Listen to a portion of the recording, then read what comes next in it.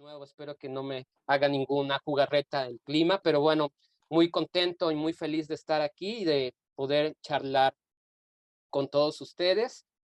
Y pues bueno, les voy a platicar sobre este trabajo que se está presentando. De hecho, en todas las universidades interculturales se pretende, y bueno, Mariano muy bien lo sabe, pues él ha sido parte fundamental de los proyectos, del proyecto educativo intercultural, pues en este momento la vinculación comunitaria, o al menos desde el discurso, es un esfuerzo por tratar de que se haga vinculación comunitaria en todas las universidades interculturales. Y pues bueno, el objetivo de platicar también es que les presente yo este proyecto que he denominado Pensar históricamente la vinculación comunitaria, también esperando que me pudieran hacer algunas sugerencias para dialogarlo sobre la implementación, el desarrollo y sus diferentes facetas, también para exponer cómo ha sido la participación de los estudiantes, particularmente de un grupo de séptimo semestre de esta naciente unidad académica. Les comento, nuestra unidad sur nace en el mes de agosto del año 2019 y pues nos toca a los 7 meses la pandemia, entonces pues ha sido muy complejo y los estudiantes pertenecen al pueblo, el pueblo Anguigua, comúnmente conocido como Popoloca, pero bueno, en este tiempo de reivindicaciones étnicas, la misma comunidad pide que se les llame Anguigua, pero si se hace, por ejemplo, una búsqueda en internet sobre este pueblo, sobre este grupo, y casi siempre va a aparecer como popolocas, aunque bueno, el término popoloca es un término peyorativo, impuesto también antes de la colonización europea. Entonces es una historia muy compleja la que tiene este muy interesante pueblo. Y también pues discutí sobre la metodología fundamentada en una antropología histórica. Creo yo que estos proyectos pueden llegar a beneficiar a las comunidades del sureste del estado de Puebla, olvidadas en gran parte por el indigenismo mexicano también. También platicaré un poco de ello. Y también quisiera cerrar también con un énfasis en el impacto que ha tenido la pandemia en los proyectos de vinculación comunitaria. Así que, pues bueno, en términos generales quería yo iniciar comentando que estos son los puntos que voy a abordar y pues bueno, gracias por la posibilidad de estar aquí y de compartir y de dialogar. Deseo iniciar con una reflexión que considero es necesaria en hacer en todas las universidades interculturales, en todo el sistema educativo mexicano, por supuesto, pero particularmente en nuestra unidad sur y en los proyectos de vinculación comunitaria. El reto que hemos tenido son muchos, ustedes lo sabrán, pero creo que el principal es sobrevivir. Sobrevivir en este momento en este momento que hemos vivido en los últimos 2 años y medio, ya casi tres, pues la vinculación comunitaria estuvo en jaque, en riesgo de deserción. De hecho, varios estudiantes, como en todo el país y quizás en gran parte del mundo, pues desertaron de la educación, dejaron de asistir a las aulas universitarias, pero en las comunidades rurales, en los pueblos originarios, esto también sucede y no hay todavía, me parece que suficientes investigaciones, las tendremos que hacer hacia el futuro para hacer esos balances, esos primeros balances de cómo se vieron afectados. Pero imagínense también ustedes que 7 meses de haber nacido, con toda la intención, con toda la alegría de iniciar un proyecto educativo en aulas prestadas, en un lugar donde alrededor de varios municipios, prácticamente en 30, más de 30 municipios, no hay universidades, no hay centros educativos para superiores, para educación superior. Hay algunas instituciones particulares, las cuales pues no están pensadas para jóvenes de pueblos originarios.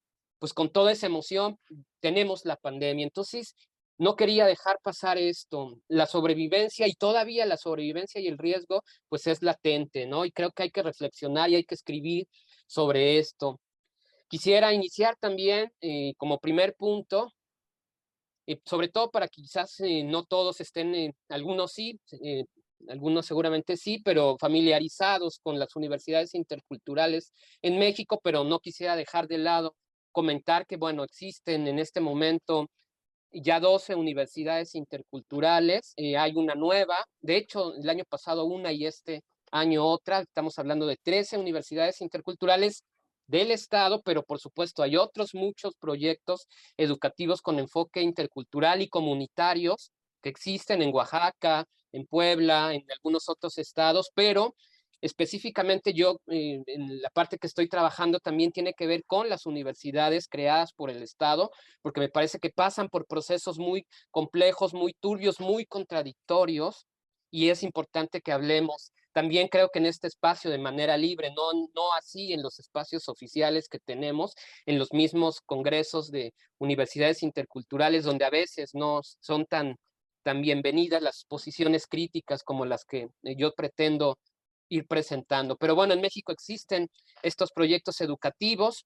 Desde la perspectiva de algunos teóricos son todavía emergentes, así lo menciona, por ejemplo, Gunther Diez, siempre que son emergentes, están en construcción, pero ya vamos para 20 años y creo que es muy importante que empecemos a pensar que frente a los 20 años ya no podemos también posicionarnos como universidades que ahí van empezando, ¿no? Pero bueno, están en Tabasco, están en Sinaloa, en el Estado de México, en Michoacán, en Guerrero, la Universidad Veracruzana Intercultural. Yo he tenido la oportunidad de participar en 2 universidades interculturales, en la Universidad Intercultural del Estado de Tabasco y ahora en la Universidad Intercultural del Estado de Puebla, en la Unidad Sur. Y en ambas me toca pues también iniciar proyectos educativos, particularmente en la licenciatura en Lengua y Cultura. En Tabasco tuve la oportunidad de estar allá también unos años. De hecho, mi tesis doctoral trata sobre la Universidad Intercultural del Estado de Tabasco. Y pues bueno, están, algunas más, otras menos, con problemas. Algunas están siendo casi utilizadas como plataformas políticas para llegar a diferentes puestos por algunos políticos, lamentablemente, así es, también hay que decirlo. Y bueno, recientemente yo me acabo de enterar que existe y con mucha alegría la Universidad Intercultural en el estado de Colima, que parece que inicia este semestre sus funciones. Y bueno, en cada una existen unidades académicas, las hay en Chiapas, por ejemplo, pues ya hay en varios municipios, y lo mismo que tenemos en Tabasco, además de en Tacotalpa, en su sede original, que es Oxolotán, pues están en Villa Vicente Guerrero, también en Tamulté de las Sabanas. Villa Vicente Guerrero tiene una lucha histórica muy interesante también ahí de varios años. Y pues bueno, ya la desaparecida CGIB, la Coordinación General de Educación Intercultural y Bilingüe, que funcionó hasta 2019, ahora la encargada es la Dirección General de Educación Universitaria Intercultural. Y curiosamente, a mí me dio mucha curiosidad que el año pasado hubo un primer congreso de universidades interculturales, cuando ha habido un primer congreso muchas veces, ¿no? Estuvimos en el 2006, en 2007, pero bueno, ahora en el nuevo gobierno hay un primer congreso de universidades interculturales, pero creo fue un buen espacio también para el diálogo, para compartir experiencias y para que los estudiantes también se quejaran. Me tocó estar en una mesa donde los estudiantes les habían dicho que iban a estar ahí sus autoridades y no llegaron y estuvo muy bueno ese foro, ¿no? Pero bueno, así están funcionando y bueno, en Puebla tenemos 2 unidades académicas. En Huehuetla, por aquí está la doctora Nancy, que está allá, y en Tlacotepec de Benito Juárez, en la localidad de San Marcos, Tlacoyalco, la región Guigua. Nos encontramos precisamente en esta comunidad que está en el municipio de Tlacotepec de Benito Juárez y tenemos solo una licenciatura, la licenciatura en Lengua y Cultura. Por su importancia también histórica, estamos en la región del Valle de Tehuacán, por aquí está en un mapa, sobre todo para situar a los colegas que están en el sur de nuestro continente, pues estamos ahí en esa parte centro-sur, en el parte del sureste del estado de Puebla, en una región también muy interesante que es la región del Valle de Tehuacán. El Valle de Tehuacán también es una de las regiones más antiguas de Mesoamérica, de hecho, previas a esta denominación que Paul Kirchhoff hizo, ¿no? Por allá de los años 40 en Mesoamérica.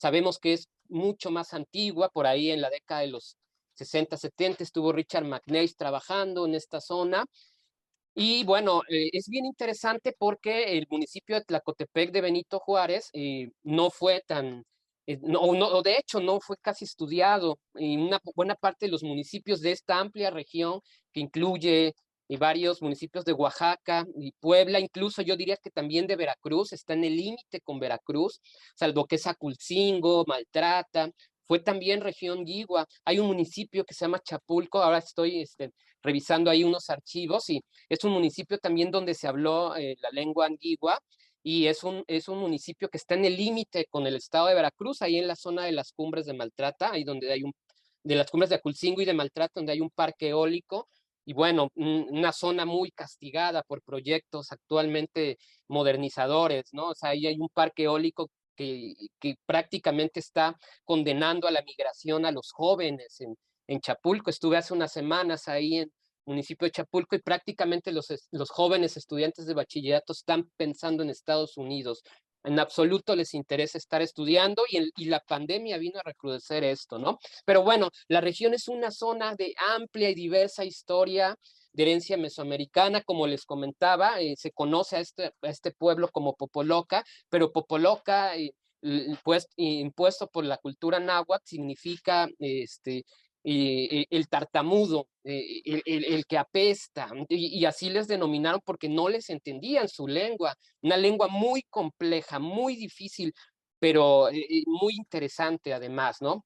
Es muy complicada esta lengua para quienes no somos hablantes de esta lengua originaria, muy difícil entenderla, pero es una lengua que por alguna razón todavía no bien determinada en San Marcos Tlacoyalco tiene un número de hablantes bastante significativo. No así, por ejemplo, en el municipio de Tehuacán. El municipio de Tehuacán ha perdido en gran medida los hablantes de lengua antigua y Tehuacán es uno de los municipios donde hubo una fuerte presencia Guigua. Sin embargo, en su historia, si revisamos de repente los libros y las crónicas sobre Tehuacán, se dice que se habla, sobre todo que se hablaba náhuatl. Pues sí se hablaba náhuatl, pero también se hablaba antigua. Y a veces hacia la región, municipios como Zapotitlán, Salinas, que están alrededor, se dice es la Mixteca poblana, pero era la región Guigua también. Hay mucha evidencia de ello. De hecho, la foto que tengo aquí atrás es la zona arqueológica de Tehuacán el Viejo, una zona maravillosa. Si en algún momento pueden venir para acá, les va a encantar. Está en una parte padrísima con el Cerro Colorado atrás, unos paisajes muy interesantes y bueno, parte importante también del proceso colonizador en esta zona, pues se ha vivido aquí, ¿no? Y bueno, la familia lingüística es la otomangue, una de las más diversas del país. Y bueno, aquí están entre algunas de las lenguas de esta familia, el cholteco, el mixteco, precisamente, el cuicateco, y pues está el guigua, ¿no? Que es lo que se habla aquí, y buena parte de nuestros estudiantes hablan la lengua antigua. También tenemos presencia de estudiantes que hablan náhuatl y también por la región que está en los límites con Veracruz y Oaxaca se habla la lengua mazateca también, ¿no? Entonces ahí es una parte bien interesante. Y hay una presencia histórica súper interesante, poco trabajada todavía por trabajarse. Y bueno, hay presencia de pueblos originarios descritos desde los trabajos de Richard McNeice, de Wolf, etcétera, la mencionan.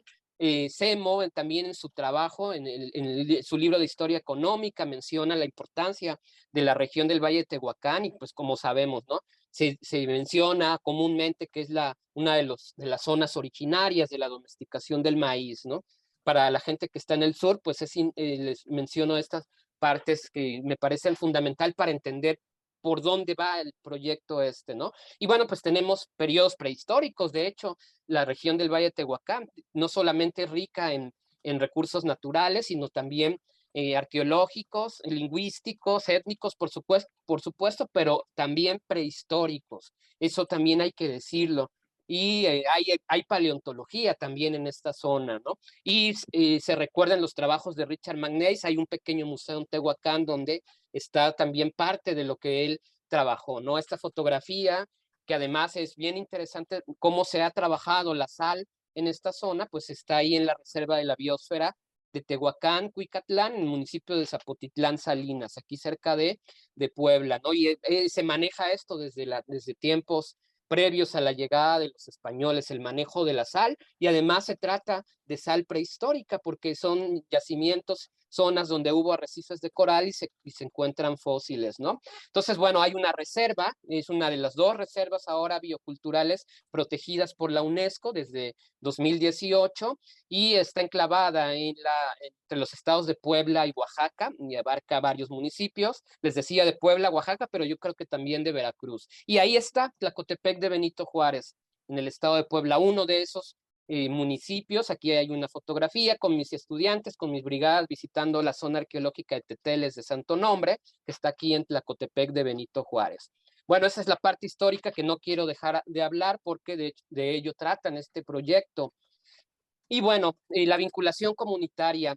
Cuando yo llegué a la Universidad Intercultural del Estado de Puebla hace 3 años, yo ya conocía la región, desde muchos años atrás había visitado la región del Valle de Tehuacán y me interesaba mucho trabajar desde elementos histórico-culturales, desde una antropología histórica, desde la historia cultural, si quieren, a eso lo vamos definiendo también en el camino.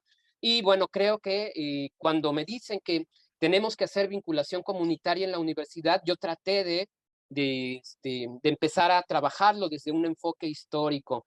Hay que mencionar, la vinculación comunitaria para las universidades interculturales es fundamental en todas, o al menos eso nos dice la teoría de las universidades interculturales, y lo debía ser también para nuestra naciente unidad académica, ¿no? A diferencia quizás de otros sistemas educativos, en nuestro modelo existe esa pretensión de realizar propuestas comunitarias que integren saberes locales y de desarrollo con enfoque sustentable y pertinente para los lugares donde se sitúan, ¿no? Ahí hay una fotografía, una imagen también del municipio de Zapotitlán Salinas y del manejo de la sal, esto que les estaba yo comentando. Entonces, para las universidades interculturales es muy importante que hagamos vinculación comunitaria, pero teníamos un problema. Cuando nosotros llegamos a la Universidad Intercultural en su unidad sur, y es que nuestros estudiantes pues prácticamente venían de cero con muchas deficiencias también de todo su proceso de enseñanza-aprendizaje, de cero en cuestiones históricas también. Había que empezar a trabajar con ellos en vinculación comunitaria y pues era muy complicado. Teníamos que empezar a trabajarlo poco a poco y a mí me toca empezar con un curso de antropología sociocultural y un curso de estrategias de vinculación comunitaria con un grupo en ese momento de primer semestre que ahora están en séptimo y a los cuales he llevado desde ese momento, desde agosto de 2019 hasta ahora, en la línea de vinculación comunitaria. Y así que empecé con ellos a explorar en lo que para ellos significa la historia, su historia, sus historias, una historia cultural. Y por supuesto, bajo este enfoque, ellos conocen mucha de su historia, hay mucha memoria colectiva, pero con deficientes cursos de historia en su formación académica, de preparatoria, de secundaria, ya saben, con esta idea positivista de héroes y villanos, pero con muchos conocimientos históricos y con muchas ganas de hacer trabajos históricos, ¿no? Así que pues empezamos a trabajar con este enfoque poco a poco. Yo utilicé el curso de antropología sociocultural para empezar a brindarles algunas lecturas pequeñas, algunas lecturas quizás no tan complicadas por esta situación, pero poco a poco empezarlos a llevar por este camino de la historia cultural, de la antropología histórica. ¿Sí? Y fue como empezamos a salir también, ahí en la misma localidad de San Marcos Tlacoyalco, empezamos a salir, empezamos a hacer registro. Nosotros en la UYEP tenemos 3 semanas de vinculación comunitaria por semestre, y aprovechamos esas primeras semanas para trabajar, para irnos en la medida de lo posible, pues estábamos iniciando, me los llevaba a hacer observación, empezar a practicar etnografía, empezar a explicarles también en qué consiste el método etnográfico, cuál es su importancia, sus retos. Y pues bueno, así fue que empezamos a compartir primeras experiencias de trabajo, de vinculación con este enfoque, bajo un enfoque que, bueno, vamos denominando eh, histórico-cultural y que se va aplicando principalmente en San Marcos Tlacoyalco, pero también sin olvidar otra localidad vecina que es San José Buenavista, donde hay una importante población hablante también de la lengua antigua. ¿no? Entonces, bueno, la vinculación comunitaria representa uno de los Qué retos bueno. mayores de las universidades interculturales. Me parece que el futuro de las universidades interculturales va a depender mucho de que estos proyectos de vinculación comunitaria estén funcionando.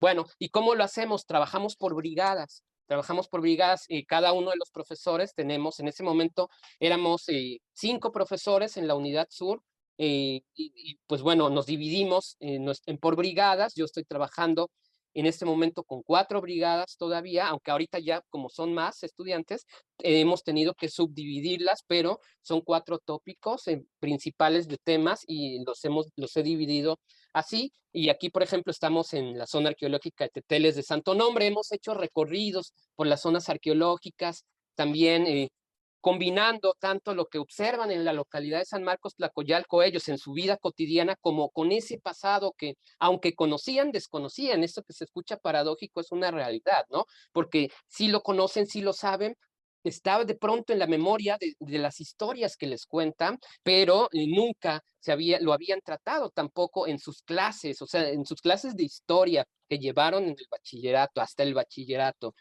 Y yo siempre les lanzo la pregunta a mis estudiantes, a ver, la historia que les enseñaron les era significativa o les era de memorizar?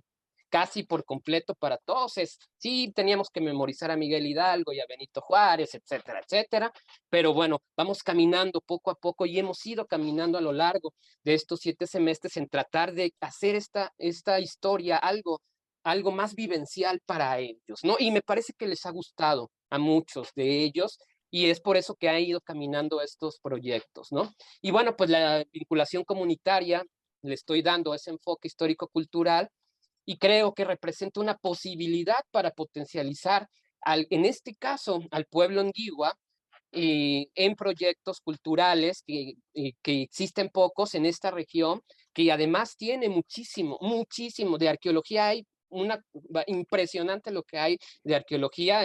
Blas Castellón, que es un arqueólogo que trabaja la zona, ha estado llevando a estudiantes también ahorita a hacer exploración en la misma localidad de San Marcos Tlacoyalco, hacia la región en toda la región, otros municipios. Hay mucho de arqueología, hay mucho de historia cultural por trabajar y pues bueno, me parece que hasta falta gente, ¿no? Porque pueda y ganas de mucha gente en trabajar en estos proyectos, pero creo que permite que se generen proyectos de intervención, gestión, investigación, no solamente de investigación, también de gestión cultural. Estamos hablando de una región donde casi no hay museos, muy pocos, más hacia Zapotitlán, Salinas, y ya está, en San Juan Raya hay un museo comunitario paleontológico, y bueno, creo también que abre la posibilidad de contribuir a uno de esos objetivos centrales que tienen las universidades interculturales, que es generar conocimiento, revalorar los saberes comunitarios, al menos en el principio así era. Creo que se ha ido perdiendo en las universidades interculturales esto, ¿no?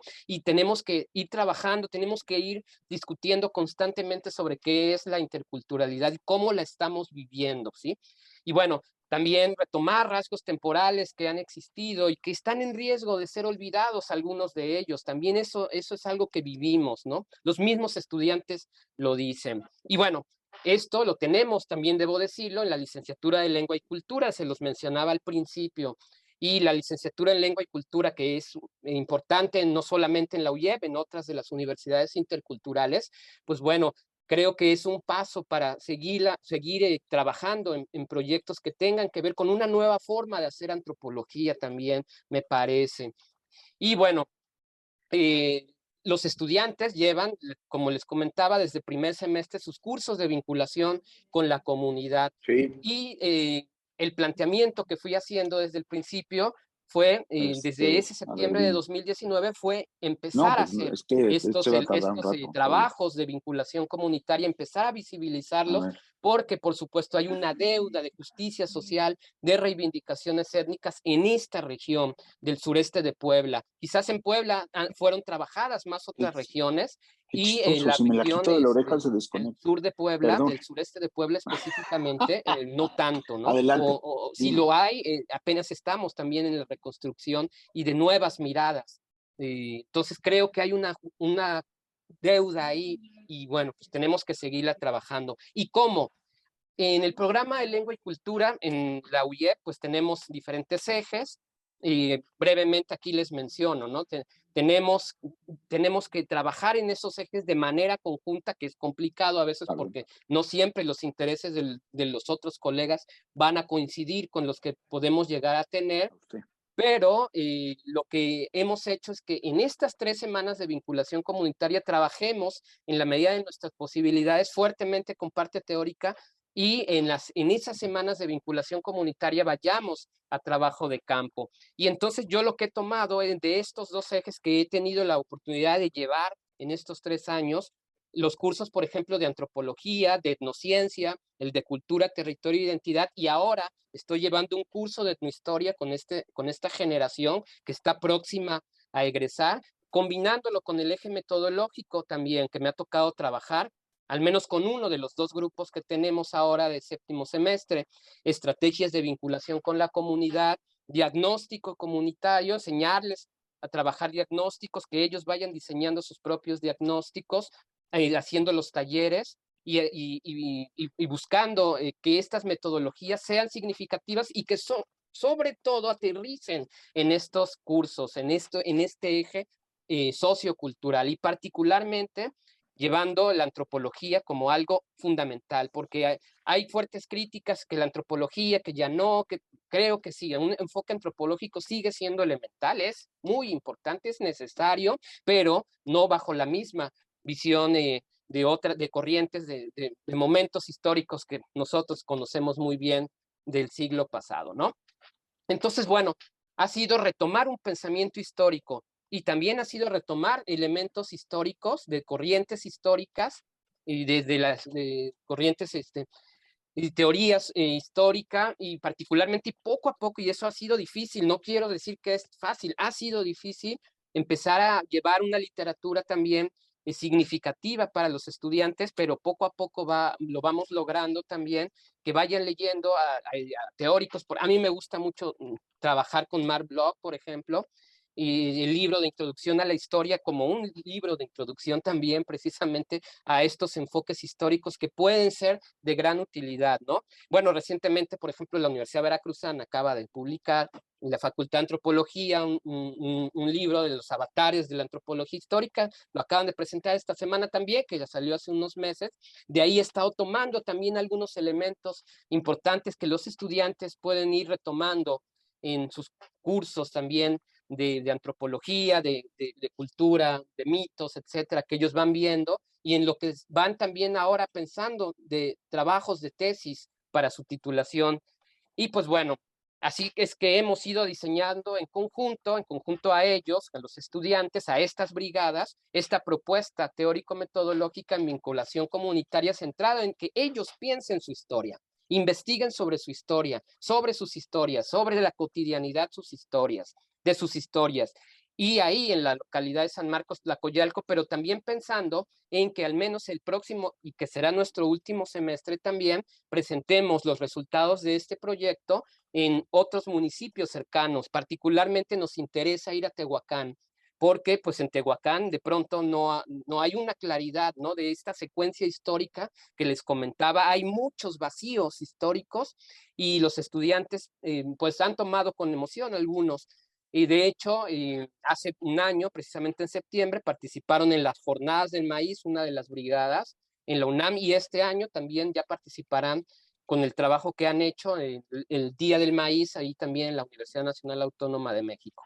Bueno, ¿y cómo hemos trabajado este proyecto? Pues lo hemos dividido en 4 grandes tópicos que tienen que ver con historia local en fotografías, con vestimentas, usos históricos del maíz y el teatro. Y esto nació de ellos, de los estudiantes. No fue algo que yo les haya impuesto. Todos los temas les di la libertad de que ellos los escogieran y ellos han decidido trabajar la parte del teatro histórico, ¿no? Esta imagen, por ejemplo, es una imagen de los primeros trabajos previo a la pandemia, después ha sido terrible, pero previo a la pandemia, de cómo han estado trabajando con las mujeres, con las sabias de la comunidad, con sus abuelas, con sus tías, con sus madres, y cómo han estado ellas trabajando en conjunto Bueno, pues les iré platicando de ello un poco. Y esas son las 4 brigadas, muestra fotográfica, histórica, arqueológica, así la llamaron en un primer momento.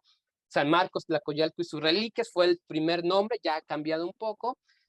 Otros han trabajado con lo del maíz, que es un tema muy importante aquí en la región, y lo que me les comentaba de teatro histórico anguigua. Ellos han hecho guiones en lengua anguigua y han presentado en su comunidad, particularmente en octubre del año 2019, presentaron una obra completamente hablada en la lengua anguigua, está ahí en la red, les comparto los links si las quieren ver, y tienen también ya sus canales de YouTube, ¿no?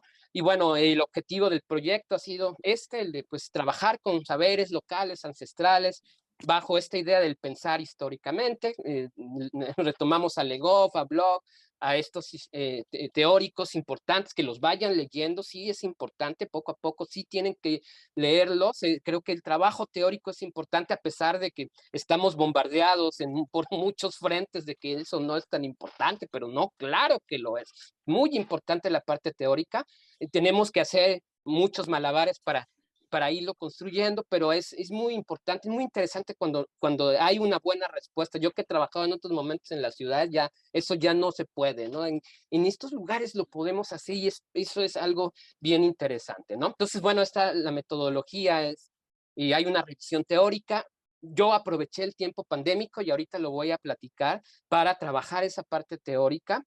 Y bueno, las actividades lo trabajamos a manera de taller en nuestras sesiones. O sea, yo les decía, combino el curso teórico de antropología, el de etnociencia en segundo semestre, y trabajé en los cursos de estrategias de vinculación comunitaria más a manera de taller. Ahí sí, a taller vamos, trabajamos, nos salimos del salón, aunque se enoje nuestro director, siempre se enoja, porque están afuera, pues estamos afuera porque tenemos muchísimo espacio donde salir, ¿no? Nos vamos a caminar, nos quieren tener a veces en los salones, no sé por qué, pero yo me los saco a los estudiantes y caminamos, simplemente a veces caminar y hacer esa observación, que hagan la observación de esos lugares donde ellos han vivido siempre, ¿no? Donde están y que ellos vayan encontrando. Eso es lo que hemos hecho, ¿no? Y pues creo que son de los elementos que están en tantos documentos publicados ya de las universidades interculturales, está esto, ¿no? Que construyamos esa vinculación,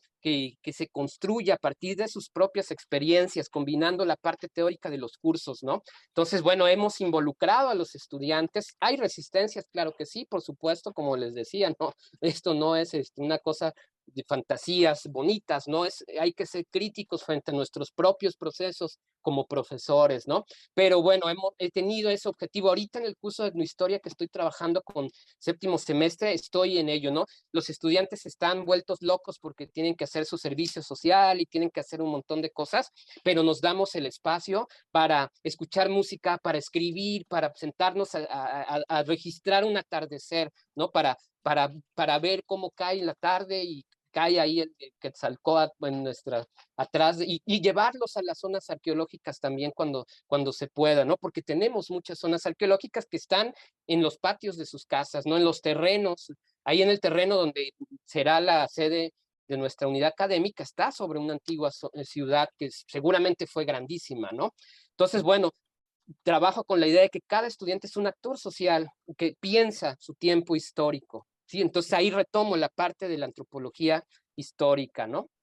Y bueno, ya finalmente también, para no aburrirlos mucho, ¿no? Los resultados que hemos tenido, pues ahí vamos con los resultados. Hemos trabajado ahorita, exactamente el próximo lunes empezamos con semana de vinculación con la comunidad y pues bueno, ya los estudiantes previo a estas 3 semanas he estado trabajando sobre qué es lo que van a hacer ellos. Van a fotografiar, van a retomar algunos elementos históricos, están en su séptimo semestre y van a alimentar sus propias plataformas virtuales, ¿no? Y bueno, en un principio, pues así en términos muy generales, el primer año, pues tuvimos sobre todo actividades, ¿no? O sea, más que un resultado ya tal cual, así, pues hemos tenido actividades, ¿no?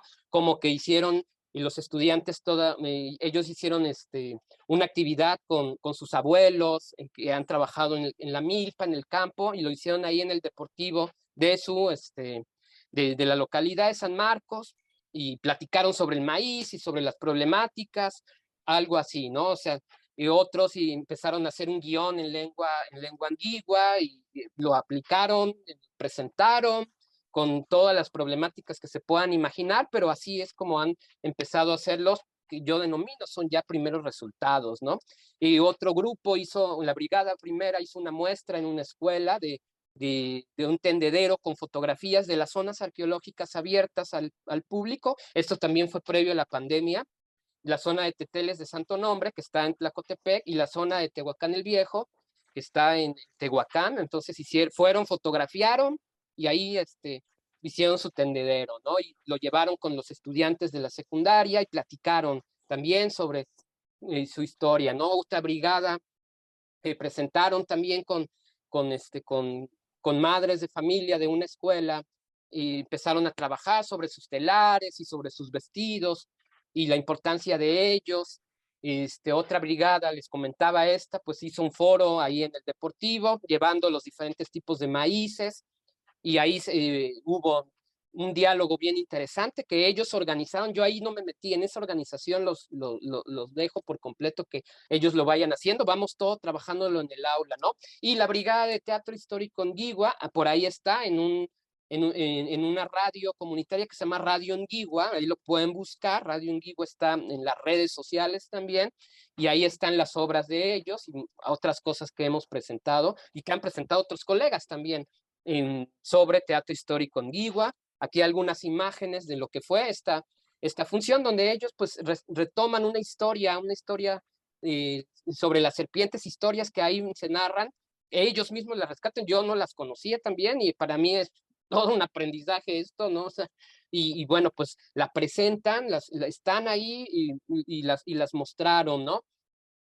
Y bueno, después nos llegó el COVID. Hicimos un foro de vinculación comunitaria con estos primeros resultados en el mes en febrero del año 2020. Pues ya ahí estábamos bajo la amenaza del COVID y pues vino lo tremendo del COVID y, como les decía, el riesgo incluso de que se detuviera todo. Yo diría que el 95% de nuestros estudiantes de aquí de la unidad sur, en ese momento eran un poquito más de 100, disminuyó mucho, quedaron dos grupos de tres que tuvimos, quedaron dos. La inmensa mayoría nunca había trabajado un curso en línea, salvo uno o dos que habían llevado por ahí algún curso de prepa, sobre todo los que venían de preparatoria, porque en esta primera generación tenemos estudiantes, muchas estudiantes madres, muchas estudiantes que dejaron 10 años de estudiar o que tenían carreras truncas y que regresaron. Y yo creo que también el poder trabajar muy a gusto, a mí me encanta trabajar con ellos, es por eso también que son muchas personas que dejaron de estudiar y que regresan con muchas ganas, ¿no? De conocer, de estudiar, ¿no? Entonces, pero nos llegó el COVID y bueno, todos tuvimos experiencias tremendas, ¿no? ¿Qué hicimos en el tiempo de COVID? Tuvimos que trabajar como todos en plataformas digitales. Nosotros pasamos a esta plataforma Edmodo, que ahora, por cierto, acaban de anunciar que ya la van a desaparecer. Y pues empezamos a trabajar elementos teóricos ahí. Yo aproveché mucho el tiempo para que leyeran sobre etnografía, para que leyeran leyeran literatura también sobre lo más reciente de educación intercultural, para que fueran revisando trabajos de vinculación comunitaria, porque en el primer momento de ese semestre, de febrero a junio de 2020, no pudimos salir a campo. No pudimos, recordarán, eran los momentos más inciertos y por supuesto, si estamos trabajando con abuelos, en parte de nuestro trabajo de vinculación comunitaria, no podíamos arriesgar a los abuelos a enfermarlos, ¿no? Entonces, ahí yo trabajé la parte teórica. Espero, yo siempre diría, espero que haya funcionado, creo que sí, me atrevo a decir que sí, no en todos, pero bueno, tratamos de seguir así. Al siguiente semestre, el semestre de septiembre a diciembre y el semestre de enero a junio ya de 2021, empezamos a hacer actividades virtuales. Por ejemplo, habíamos hecho esta muestra, ese tendedero en una escuela en 2019, hicimos un tendedero virtual para 2021, para esas primeras semanas de vinculación comunitaria de 2021, ¿no? Entonces, pues bueno, hubo reuniones virtuales con los estudiantes de esas escuelas, tratando de que no muriera, sobre todo de que de que no murieran los proyectos de vinculación comunitaria y pues los estudiantes también ir trabajando con ellos en plataformas virtuales. Una de las cosas que creo yo fueron ventajosas, que aprendimos todos, ellos y yo, por supuesto, y nuestros colegas profesores, pues que hemos ido alimentando plataformas digitales. Los estudiantes han creado sus videos y han creado sus blogs donde van arrojando también todos los materiales. De hecho, ellos tienen el manejo de sus blogs y este semestre irán colocando también cierta información ahí. Y hemos tenido conversatorios, ahí están en Facebook, ¿no? Por ejemplo, de revalorización de la cultura, de la costura antigua que hace una de las brigadas y que presentamos por Facebook Live, por Radio Anguigua, desde San Marcos Tlacoyalco. Y algo bien interesante, como hay una comunidad antigua en Baja California Sur, muy importante, están en una constante comunicación con ellos y es un público que los ve, es un público que contribuye mucho y que anima mucho a los estudiantes a que sigan trabajando en proyectos de vinculación para sus comunidades, ¿no? O sea, la gente que está ahí en Los Cabos, hay también comunidades guiguas en Estados Unidos, pero particularmente yo llamo la atención sobre la que está en Los Cabos porque los estudiantes en vacaciones se van a trabajar allá. Por ejemplo, muchos se van, aprovechan las vacaciones y se van, y en tiempo pandémico estuvieron allá. Estaban tomando sus clases con datos allá, mientras trabajaban algunos, ¿no? O sea, la pandemia se vivió de otra forma para ellos, ¿no? Y bueno, otra brigada hizo también un video sobre maíz criollo, ahí está, hicimos una transmisión en las redes de la universidad, está la fecha ahí, y bueno, el Teatro Histórico Anguigua, ahí está, en la liga también, se las puedo compartir, ahorita lo coloco por acá si quieren en los chats, ustedes pueden ver los videos, pues como sí tienen algunos detallitos, estamos trabajando también en poder tener una mejor edición, pero pues bueno, no somos todólogos, yo quisiera saber un poco más de tecnología de repente, pero bueno, ahí vamos trabajando con los videos, vamos colaborando con otros amigos, con quienes nos puedan apoyar para la edición de los videos, pero pues bueno, así es como han trabajado, ¿no? Por ejemplo, ahí esta brigada hizo un video muy interesante que le llamaron retención del agua en el Hawái. Los hawaies ahí en San Marcos y en toda esta región, en la región Guigua, son muy importantes porque en los hawaies hay agua en una zona muy árida, estamos en una zona muy árida, y es muy interesante la historia de los hawaies. Hay hawaies desde la época previa a la llegada de los españoles y pues están trabajando en los hawaies. Los hawaies tienen una representación simbólica muy interesante, tanto en el manejo del agua como con el baile del Commander, por ejemplo. Ahí son los grandes bailes del pueblo. Ahorita viene la feria en octubre en San Marcos Tlacoyalco, y vienen los Juniors Clan, y viene el Commander, y viene Belinda, y no sé quién más, y ahí son los bailes, ¿no? O sea, tienen un significado que va más allá de esta idea que a los antropólogos nos interesa más, bueno, unos más que otros, pero pues también hay que ver, ¿no? Los rituales que tienen de los bailes populares que hay en los hawaies y en la localidad de San Marcos, y que para ellos es su historia, ¿no? Y bueno, entonces la pandemia sí nos golpeó durísimo, pero creo que sobrevivimos y no podemos decir que todos los estudiantes salieron adelante. Hubo una deserción de más o menos 120 estudiantes que tuvimos en la generación al inicio, en septiembre de 2019. Ahora están dos grupos de 80, de 80 más o menos, que son, creo que es una generación numerosa, no estoy seguro, pero creo que somos de lengua y cultura una de las generaciones, de las unidades académicas con más estudiantes de lengua y cultura. No tengo el dato, pero a lo mejor por aquí me corrijan, pero sí somos bastantes, ¿no? O sea, sí tenemos dos grupos ahorita de primer semestre. Bajó, por supuesto, la generación Zoom, pues son los de quinto semestre, los que empezaron el semestre en Zoom y en Meet y en Teams, y esa generación sí bajó muchísimo. La híbrida, que son los que están en tercero, que también es una generación muy compleja. Y bueno, tenemos la nueva generación ya, ahorita son dos grupos, a pesar de los pesares, tenemos estudiantes de lengua y cultura, y es muy importante que se siga trabajando, ¿no? Entonces, bueno, Las brigadas han adaptado a modelos híbridos, tienen sus blogs, tienen sus canales de YouTube, tienen sus páginas y plataformas en Facebook, desde donde ellos también han estado trabajando. Y alrededor de ellos tienen muchos problemas, por supuesto, económicos, ya sabemos, no son exclusivos de nosotros, pero hay muchos problemas ahora. Y estamos en el proceso del último año de la titulación, de los trabajos de tesis. Estamos tratando de que la vinculación comunitaria impacte también en sus trabajos de tesis.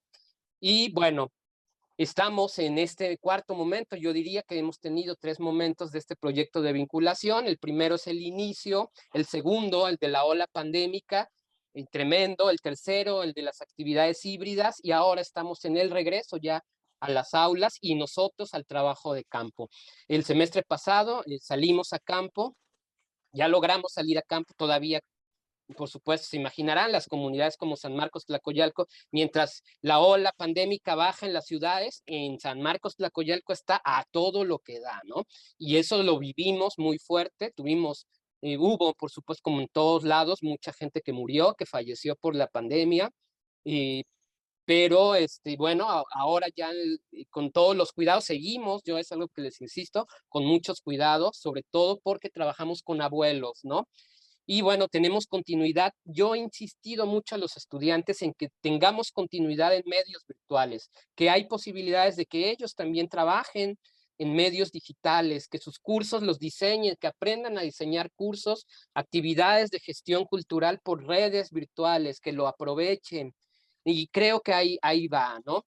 Y hemos trabajado ahora se está explorando la etnografía virtual, está en discusión, sabemos aquí, pero ahí vamos, también trabajando en espacios virtuales desde las localidades. Pasamos de la primera fase que era con datos, teléfonos celulares con sus datos, a que, bueno, ahorita ya hay una mejor conexión, al menos en algunas partes de San Marcos, Tlacoyalco y del municipio de Tlacotepec.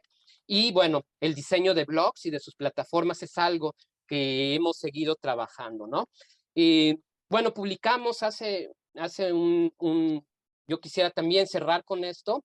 Publicamos un libro junto con un cuerpo académico de la UAP Tehuacán, del Complejo Regional Sur, que se llama El Caminar de los Nguiguas durante la pandemia COVID-19.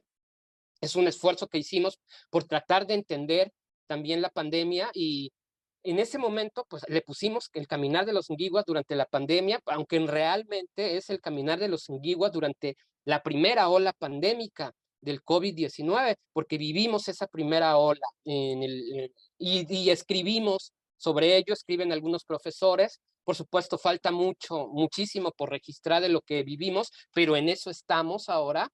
Particularmente a mí me interesa mucho ir registrando, ir sistematizando lo que vivimos, y ahorita estoy en algo que pues sí lleva su tiempo en medio de tantas clases y cosas que tenemos que hacer, pero que es el de ir registrando también todo lo que vivimos en espacios virtuales esos meses, para irlo sistematizando también y dar continuidad a un segundo caminar de los Nguiguas. Lo tenemos ahí en la página de la Universidad Intercultural del Estado de Puebla, lo hemos podido presentar en algunos foros. La semana pasada lo presentamos en el ALAS, en medio virtual también.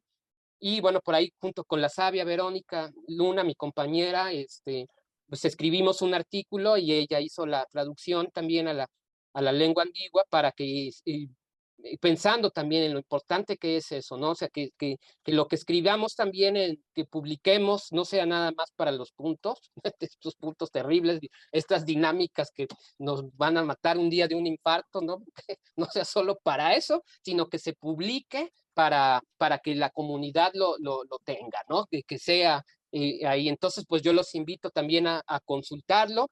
Y bueno, y finalmente algunas imágenes de lo que hemos vivido en estos espacios, en este tiempo tan complicado y en estos proyectos, pero sin duda alguna yo quiero compartir que ha sido una gran experiencia a mí en mi formación como antropólogo y en mi formación también en historia.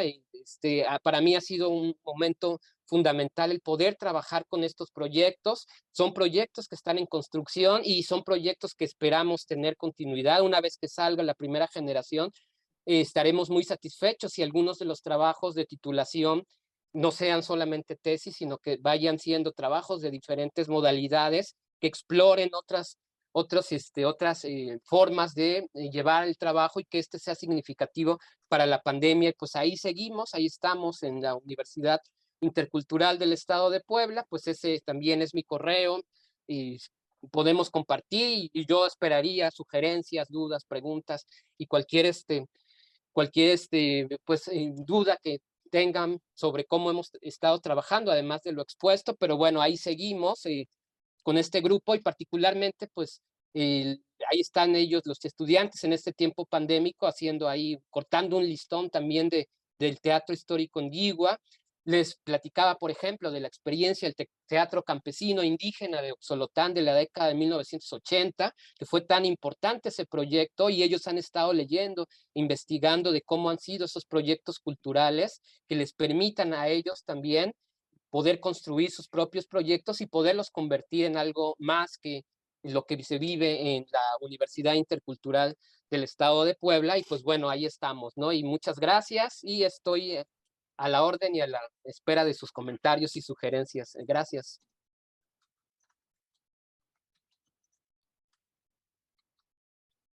Muchas gracias, Felipe.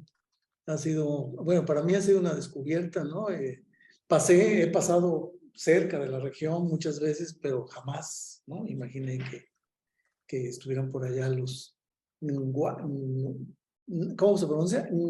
¿Inguigua? Sí, Anguigua. Es difícil, es muy Es complicado. Como es complicadillo. nasal la lengua y Es más complicado, sí. Muchas gracias, muy interesante. Pues abrimos el espacio para preguntas, comentarios y demás. Tenemos todavía un buen tiempo para continuar en nuestra reunión.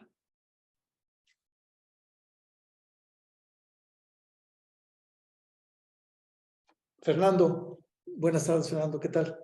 Hola, muy buenas tardes. Muchas gracias.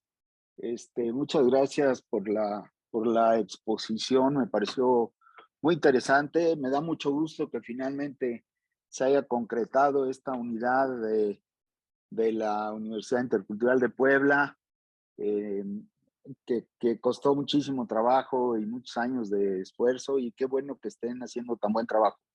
Me da mucho gusto, muchas felicidades.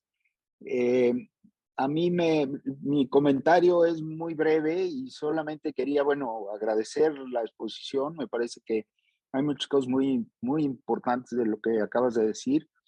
Me da muchísimo gusto que estén reflexionando y trabajando sobre esta parte que yo creo que es clave para entender cómo se opera eso en las interculturales, que es increíblemente diverso. Casi cada quien tiene su propio esquema, y es muy importante ver después cuáles son los resultados que están obteniendo en unas y otras.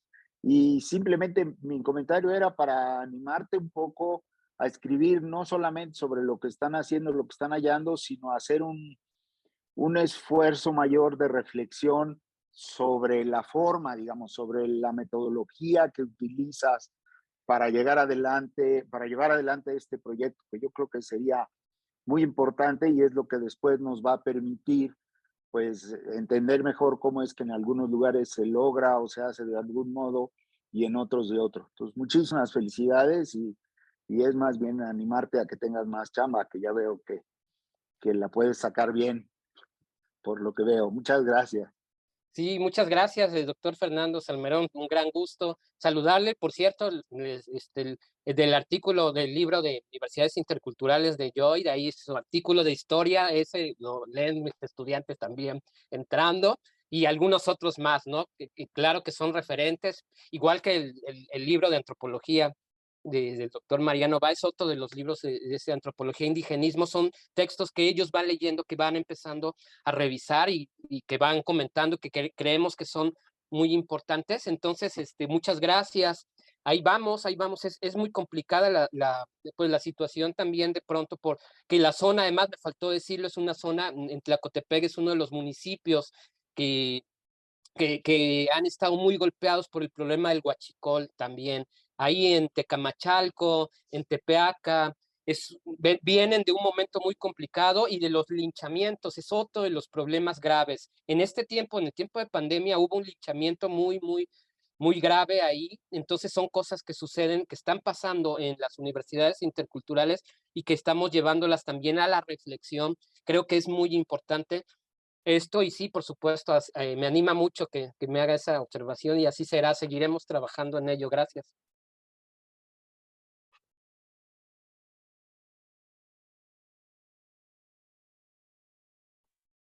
¿Sí? ¿Alguien más? Perdón, no vi manita.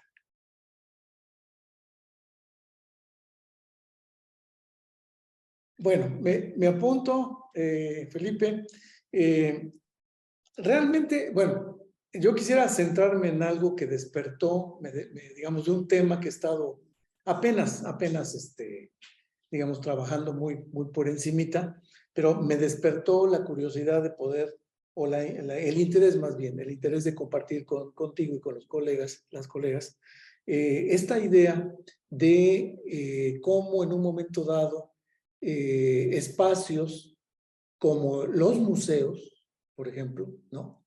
O como el teatro, es decir, espacios artísticos, demás, pueden convertirse en espacios que logren desarrollar o detonar procesos de conocimiento alternativo o de descolonizados o como le queramos llamar, ¿no? Ya ven que está de moda hablar de descolonizarse y ya resulta ya más bien un trabalenguas, ¿no? De quién descoloniza a quién y cuántas veces hay que descolonizarse para ser un buen descolonizador. Entonces, no quiero entrar ahí, pero volviendo al tema de museos y teatro, quería compartir con ustedes algo que he estado observando que tiene que ver con un movimiento bueno, comenzó ya hace 2 años, un movimiento del pueblo Masái en África, que en un momento dado se organizaron a través de sus propios dirigentes, líderes, no solamente políticos, ¿no? Líderes religiosos,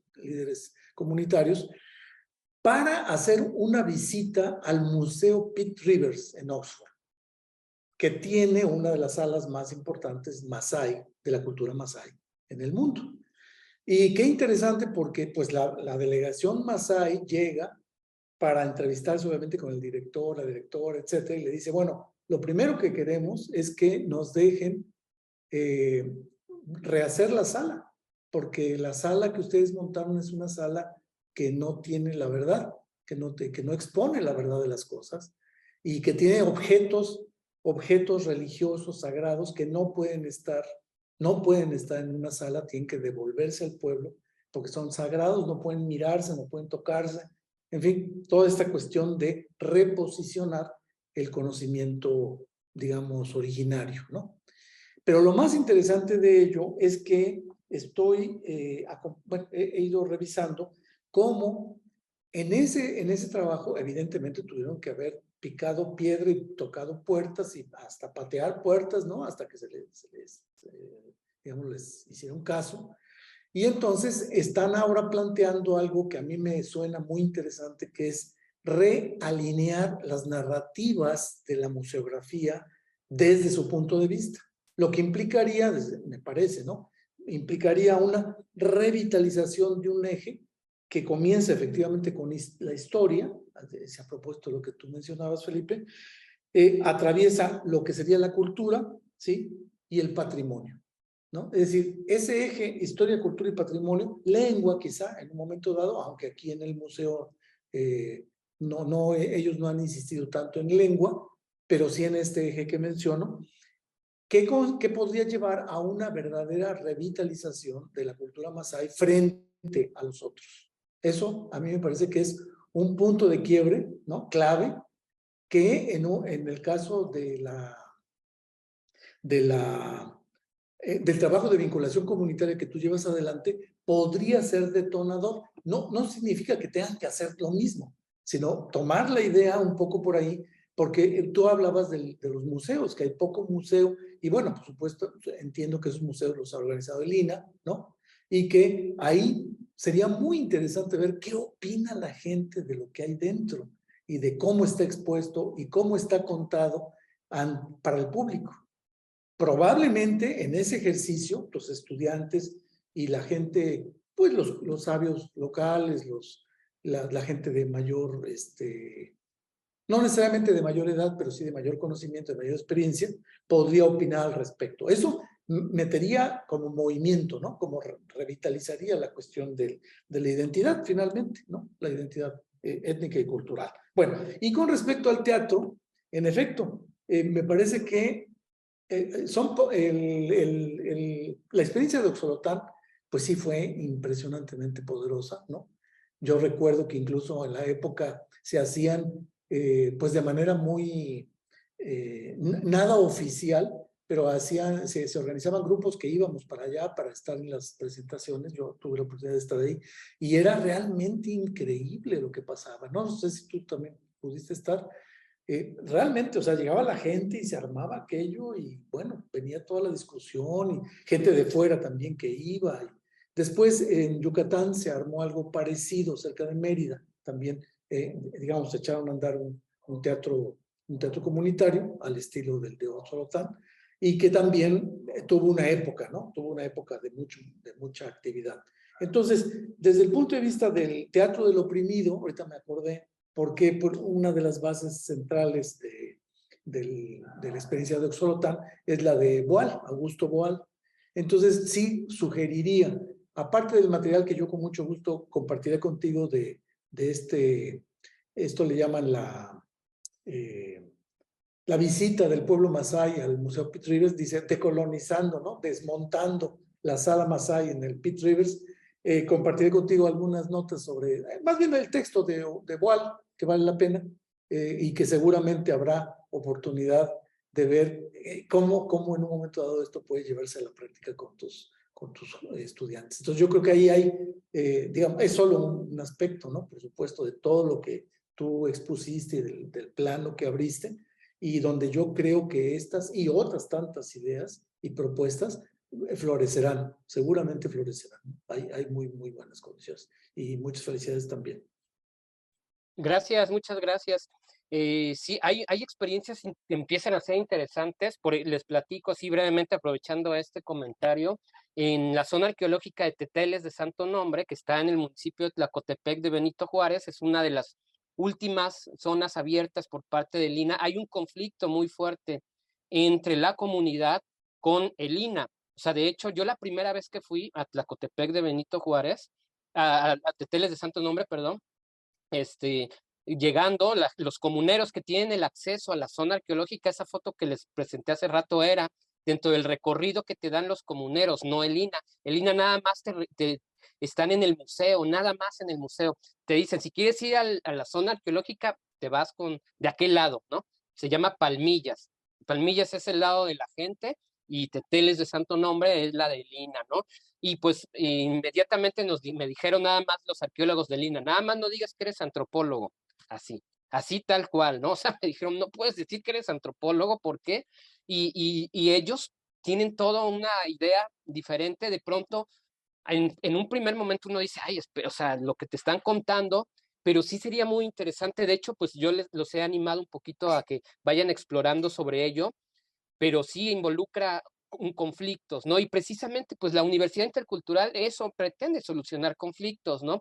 Entonces, por ahí se puede, creo que, trabajar y sí, y hay otras experiencias de museos en la región, allá más a Zapotitlán, San Juan Raya, en San Juan Raya, que ya está en el límite con Oaxaca, en el municipio de Zapotitlán Salinas, ahí hay museos de fósiles, hay una parte bien, bien interesante.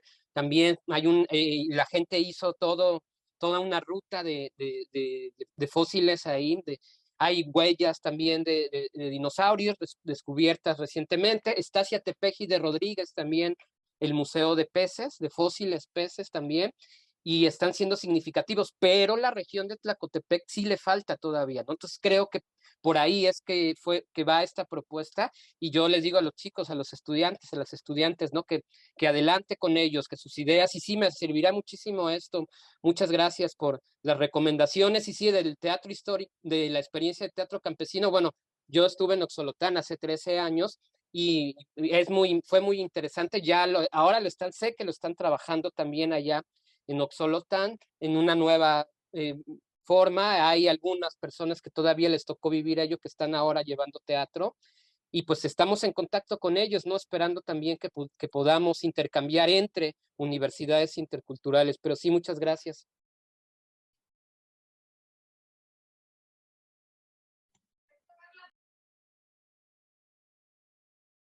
¿Tenemos más participaciones, compañeros, compañeras? Yo, doctor. Bueno, primero, muchas gracias, doctor Felipe. Me parece muy interesante la exposición que nos hizo, ¿no? Y lo que se está haciendo allá en Puebla es una forma de acercarnos a ver pues lo que se está haciendo en otros lados, ¿no? Y siguiendo también lo que decía el doctor Fernando, la vinculación comunitaria se ha interpretado de maneras distintas, no solo en las universidades, ¿no? En las distintas universidades, sino al interior de la propia universidad. A veces el rector lo interpreta de una forma, el director de otra, ¿no? Y los docentes lo interpretan de otra, ¿no? Al final, lo que llega a los estudiantes ya es una interpretación de interpretación de interpretación, ¿no? Y me parece interesante esta parte histórica, que es la que pues está proponiendo usted, ¿no? Y relacionado con lo que comentaba el doctor Mariano Báez, y creo que se me hace algo importante, ¿no? De repente a lo mejor la vinculación comunitaria pues nos genera más conflicto. No solo es para que las universidades pues eliminen el conflicto, traten de aminorar los conflictos, sino que también propician el conflicto. Y creo que esa es una parte importante de la vinculación, propiciar el conflicto, porque eso te va a dar a que puedas dialogar con personas que piensen distinto a nosotros y a crear redes, ¿no? Y esto que nos decía en las zonas arqueológicas, en donde a lo mejor yo me imagino que los estudiantes de las universidades a lo mejor pueden decir lo que significa esa zona para ellos, ¿no? Y tener ahí como una plaquita abajo o digamos como si fuera en el museo, ¿no? Lo que significa para ellos esa zona, ¿no? Que de repente eso no está en ninguna zona, ¿no? Te dicen, esta zona es tal y tiene pues esta historia, ¿no? Pero no te dice el significado que tiene para los habitantes y de repente, pues a nosotros, a cualquiera se nos puede hacer fácil si lo vemos desde la parte política, decir, bueno, vamos a destruir esa zona, ¿no? O vamos a cambiarla de alguna forma.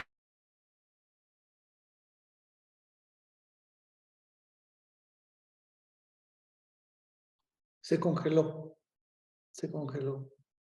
Parece que perdió la conexión. Volvió. Regresé, ¿verdad? Sí. Me fui y volví. Perdón. Entonces, sí creo que es más importante esa parte de significados, ¿no? Que se pueda dar. Y otra idea, a lo mejor que se me viene a la mente, es el arte, ¿no? Digo, en muchas ocasiones a mí me han comentado que el teatro ha sido fundamental, pero en otras me han dicho que el cine, la música, ¿no? O sea, no solo quedarnos con la parte de teatro, creo que para la interculturalidad, fomentar el arte es una buena forma de conexión entre distintas culturas, ¿no? No solo para que una cultura se dé a conocer, sino porque a través del arte nos podemos conocer y digamos que hablamos el mismo lenguaje, ¿no? Por ejemplo, yo lo veo con baile, por ejemplo, ¿no? Podemos bailar y aunque hablemos lenguas distintas, nos podemos entender mejor a veces en el baile, igual con la pintura, ¿no? Y creo que esa es la parte de poder comunicar entre culturas, ¿no? Esa es como, bueno, algunas aportaciones que a lo mejor a mí se me vinieron a la mente ahorita y que pueden servirles, doctor. Y muchas gracias, ¿no? Sí, gracias por los comentarios, las observaciones y sí, sin duda alguna, creo que faltaría, me parece que hay que reformar algunas partes de los mismos programas de licenciatura y hay que incluir más cuestiones artísticas, ojalá pronto se pueda hacer, no solo en la UIEP, en otras universidades interculturales también, ¿no? Que vayamos incluyendo más esa parte, sin olvidar también la importancia, toda la importancia teórica. Yo creo que es fundamental seguir caminando en ese sentido, porque se pueden hacer muchas cosas y son cosas en las que los estudiantes van participando, ¿no? Aquí los estudiantes siempre están participando y les gusta y piden también poder tener la oportunidad y la posibilidad de participar en cosas relacionadas al arte, y por ahí está la cuestión de la interculturalidad. Creo que debe caminarse por ahí, y sin duda alguna coincido, ¿no? La vinculación nos mete en conflictos, todo el tiempo estamos metidos y hay que ir aprendiendo de ello. Creo que es difícil también en algunas zonas, es difícil trabajar de pronto con las mismas autoridades de las localidades, del municipio, de repente que entienden de repente el modelo educativo intercultural de otra forma, o esperan la universidad de otra forma, que esa es una situación que me parece que yo he visto tanto en Tabasco como aquí en la UIEB, en la zona de Tlacotepec, ¿no? Que de repente esperan que la universidad signifique otras cosas más relacionadas con el campo técnico, etcétera, ¿no? Y que lo que nosotros estamos trabajando son proyectos culturales, de repente nos dicen, ¿y eso para qué? ¿No? Pero sí, ahí está el conflicto y tenemos que estar muy conscientes de que vamos a seguir caminando bajo esa modalidad, y que sobre todo en zonas como esta y otras partes del estado de Puebla y los límites, porque yo siempre lo pienso más en una dimensión regional, ¿no? O sea, en el límite con Oaxaca y Veracruz, siempre con esta parte de Veracruz y Oaxaca, nos habla de que la migración, de los procesos migratorios van a jugar un papel fundamental, y que puede ser el arte un camino para producir mejores formas de vida ahí en estos municipios, porque les comentaba del municipio de Chapulco, que ahorita estoy un poco pensando mucho en ese municipio, porque me tocó estar hace unas semanas ahí también acompañando a una brigada, y hay cosas tremendas en ese municipio. Hay un parque eólico ahí, que está en las cumbres de Aculcingo, y ya es muy grave lo que sucede ahí respecto a la migración, y creo que por ahí tiene que caminar también la interculturalidad hacia esos lugares, no solamente a las cabeceras municipales, también algunas localidades que tienen estos problemas. Pero bueno, habrá muchas, muchas cosas por resolver hacia el futuro, y creo que formar a las nuevas generaciones nos va a permitir hacer equipo con ello. Gracias por el comentario.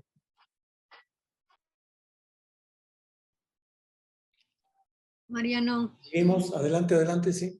no solo a agradecer el compartir esa experiencia que se está aplicando desde la Universidad Intercultural, que me da un panorama de cómo se está trabajando en estos espacios, en esta parte, ¿no? Y aprovechando cómo poco a poco se va avanzando el trabajo de esta licenciatura, que es lengua y cultura, ¿no? Cómo va progresando, cómo se involucran los estudiantes, y bueno, y todo lo que existe teóricamente que es importante, pero que también es importante cómo los sujetos, en este caso, quedé pensando cómo, con todo lo que ibas narrando, cómo ellos van vinculando esta praxis, esta teoría y la práctica, ¿no? Y cómo esto llega a interpretarse en estos escenarios ya de la comunidad, que es la vinculación, ¿no? Se me hace una parte también muy interesante que poco a poco se va, imagino, concretando en cada actividad que van realizando con la gente, ¿no? Eso por un lado. Por otro lado, Felipe, no sé si sabía, yo no tiene mucho que me enteré que se crea la Universidad de Lenguas Indígenas, ¿no? Ahí en Santana, Tlacotenco. Y esto también sería interesante ver el planteamiento que ellos como universidad en lenguas indígenas, ¿no? Ya no como una licenciatura en lengua y cultura dentro de la Universidad Intercultural, ¿no? Ahí lo interesante es cómo se va a plantear o se está planteando, y me imagino que como es en territorio náhuatl, tal vez por ahí se va a plantear un trabajo por ahí en términos de vinculación, que yo creo que es un punto clave en la formación de los estudiantes, ¿no? No, solo eso, ese comentario muy interesante, y gracias por compartir esa experiencia. Sí, muchas gracias, sí, gracias el comentario y sí, seguiremos en ello. Y bueno, Lengua y Cultura también es uno de los programas que comparten otras universidades interculturales, no todas, pero sí, por ejemplo, la de Tabasco lo tiene, también la de Chiapas, la de Michoacán, entre otras, algunas no. Ya hay nuevos programas también, creo que van caminando se abren nuevas brechas también en el campo del conocimiento, también deberá abarcar otras áreas, ¿no? Y por ahí va. Y sí, sobre la universidad también, hay que ver, ojalá que sí se pueda trabajar bien. Desconozco, solo sé también nada más que viene, parece que el próximo año, en abril o mayo, empezará sus funciones y ojalá que se pueda trabajar en conjunto, creo que es necesario. Y creo que también ya la experiencia de gente que se está formando en las universidades interculturales, ya 16, 17 años, rumbo a los 20 años que tendremos en 3, 4 años. Bueno, ya la Autónoma Indígena de México, la de Sinaloa, ya tiene sus 20 años, pero el resto, la UBI, la de Tabasco, la de Michoacán, la de Chiapas, la de Puebla, van rumbo a sus 20 años. Quizás ahí también contribuya a que la formación de estudiantes de estas universidades, ojalá, impacte ahí. Lo mismo que las escuelas de antropología, creo, ¿no? La ENA. Yo una de las cosas que vi, no sé, y aquí la experiencia de algunos de ustedes también puede ayudarnos, ¿no? Es que creo que las escuelas de antropología también, las que hay ahora, deben también vincularse más con el proyecto educativo intercultural, ¿no? Hace unos meses, en el foro anual de la Facultad de Antropología de la Universidad Veracruzana, donde yo soy egresado, pues expuse algo sobre ello. Me llamaba mucho la atención que muchos antropólogos, estudiantes de antropología y colegas de la Facultad de Antropología, pues fuera de que saben que existe la UBI y saben que están las interculturales, no dimensionan que también ahí están posibilidades de hacer trabajos en conjuntos, de crear redes de investigación, no solo de investigación, también de gestión, de trabajos que puedan servir para crear otras universidades interculturales. Y yo creo, y esa es mi perspectiva también, que las interculturales deben caminar ya a las ciudades también. Tienen que caminar hacia otros espacios, deben estar también en las grandes ciudades, en zonas marginales y atender muchos de los problemas que vamos a tener hacia el futuro. Entonces sí, ojalá estaremos muy pendientes de esta nueva universidad y ojalá que podamos trabajar en conjunto y que no sean también solo plataformas de pronto para algunos políticos, ¿no? Para que sean después diputados o senadores, como pasa a veces en las interculturales, ¿no? Pero ojalá y que sí sea un buen proyecto. Yo estaré también muy de acuerdo en seguirlas. Gracias por el comentario. Gracias. ¿Tenemos alguna? Enrique, bienvenido, Enrique. Buenas tardes, si van a disculpar, he estado un poco ausente este último mes y hoy día también porque estamos reiniciando actividades presenciales en la universidad y soy director de departamento y bueno, hay una serie de cuestiones que hay que cumplir. Además que estamos de aniversario en la universidad también este día lunes y tenemos actividades hasta el día martes próximo. Gracias, Enrique. No sé, no vi, quizá Verónica está pidiendo. Verónica, vai falar, Verónica? Só uma palavrinha, agradecer, Felipe, muito interessante. Vou falar em português, não consigo falar. Muito rico sempre, complexo, bem crítico, né, assim, vários aspectos, né. Eu gostaria de compreender um pouco mais a estrutura da universidade, se é a licenciatura, né, mas são professores indígenas, eu gostaria de saber mais se eles atuam depois, né, nas suas comunidades, para onde eles vão trabalhar, né, são só indígenas. Fiquei querendo saber um pouco mais. Coloquei no link, no chat, um link sobre a Glicéria Tupinambá, um indígena, uma liderança, artista. Também o manto Tupinambá, que foi levado, né, durante a colonização, também foi levado para a Europa, tinham alguns exemplares lá. E uma senhora, alguns anos atrás, viu numa exposição que veio da Dinamarca para São Paulo, ela teve presente, e aí ficou muito, né, mobilizada com isso, e a Glicéria embarcou nisso, e ela conta nesse link, tem um vídeo, ela conta todo o processo, foi muito forte, muito bonito mesmo. Essa experiência, ela sonhou com o manto, assim, outros processos se apresentaram, né, através desse percurso, né, da arte, de outras linguagens, da memória, da exposição, enfim. Acho que é interessante também vocês conhecerem e também falar como a arqueologia pode ser interessante também no diálogo intercultural mesmo, né, de despertar essas narrativas, né, que ficaram de forma imaterial através da oralidade, né, se perpetuaram.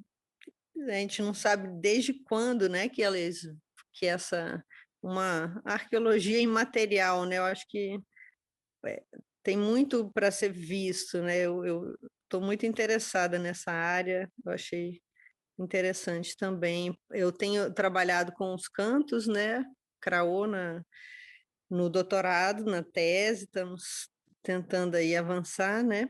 E esses cantos vêm de tempos realmente ancestrais e foram recebidos pela própria natureza aqui, né? Então, assim, com antiguidade realmente, não sei se é correto chamar de arqueológica, né? Mas assim, nesse sentido assim do tempo, né? De um tempo muito antigo mesmo, né? Acho que é um campo interessante de trabalhar, né? De se aproximar também realmente das culturas, dos mais velhos, né? Do conhecimento que veio, né? Ancestral até hoje. Então, só agradecer mesmo esse partilhamento do trabalho e conhecer cada vez mais, né? Muito bom, muito bom. Sí, Gracias. gracias, sí, gracias. Sí, sobre los maestros, sobre los maestros indígenas, sí hay, y también ya se han formado en las primeras generaciones, las universidades interculturales que empezaron algunas en 2004, 2005, 2006, y ya egresan en sus primeras generaciones, 2009, 2010, 2011 también, me parece que empiezan a alimentar algunas del personal docente que hay. Al menos en Tabasco yo sí lo vi, me ha tocado ver ya estudiantes que fueron estudiantes míos hace 15 años y que ahora son ya profesores y académicos, son hablantes, y había algunos también que venían de otras áreas de formación, de la pedagogía o de alguna ingeniería o de alguna licenciatura en biología y agronomía, y que son también profesores de las universidades interculturales, pero creo que deben caminar también hacia allá, ¿no? Y se está trabajando en ello, en que sean también parte y que estén formados también en modelos interculturales e interdisciplinarios. Creo que uno de los problemas que se veían, o al menos a mí me tocó ver en los primeros años de las universidades interculturales, era eso, que la formación no venía propiamente en un modelo que tampoco conocíamos tan a fondo, ¿no? Pero ahí va, y ahí se va caminando. Y sobre la arqueología, pues sí, podemos compartir en correo, hay información de estas zonas también, de muchas zonas otras del estado de Puebla, de otras partes de México, y se está caminando también a que se escriba sobre ellas también de manera alternativa. Entonces, pues sí, muchas gracias. Gracias, Verónica. Saludos hasta Brasil, ¿verdad? Gracias.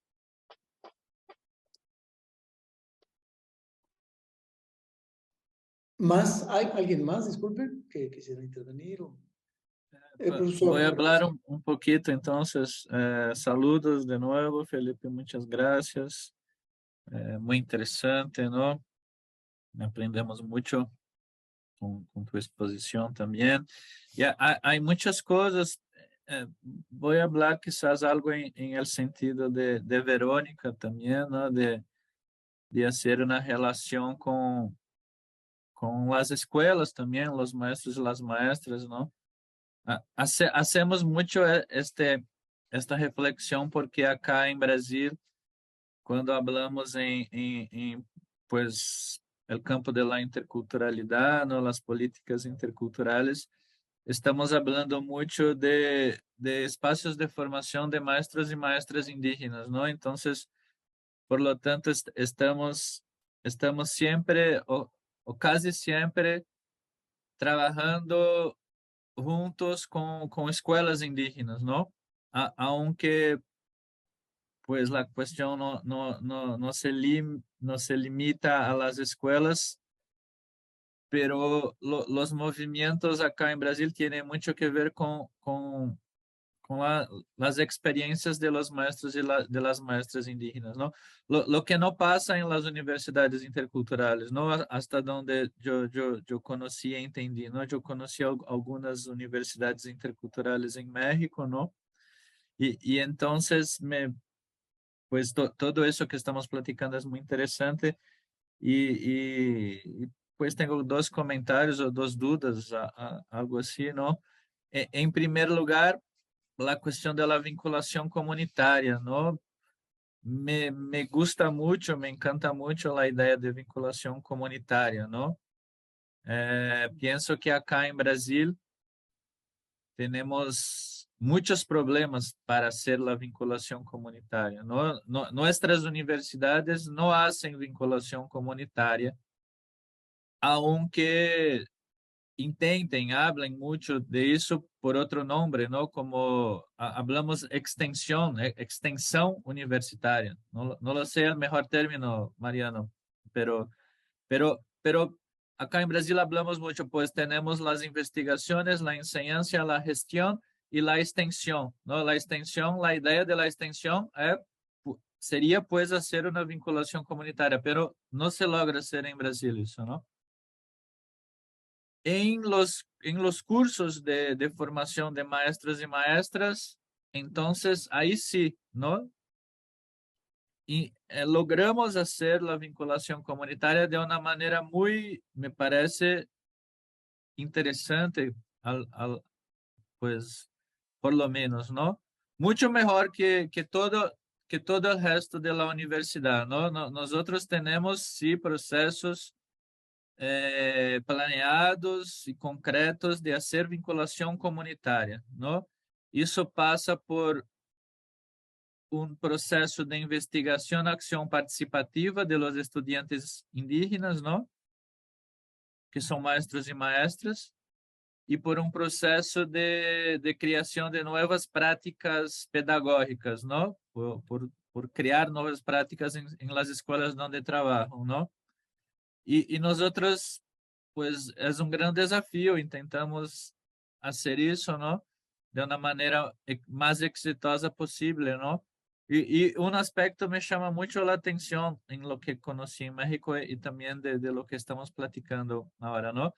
Que muchos profesores y profesoras me hablan eso también en la experiencia mexicana, ¿no? Pues la vinculación es muy importante, ¿no? Pues es un eje central de las experiencias de las universidades interculturales, pero que muchas de las veces no se lograba hacer, ¿no? Porque pues las universidades tienen también sus límites, sus dinámicas, y pues había muchos problemas para se hacer efectivamente una vinculación con las comunidades, para se traer pues los conocimientos locales, territoriales, efectivamente, ¿no?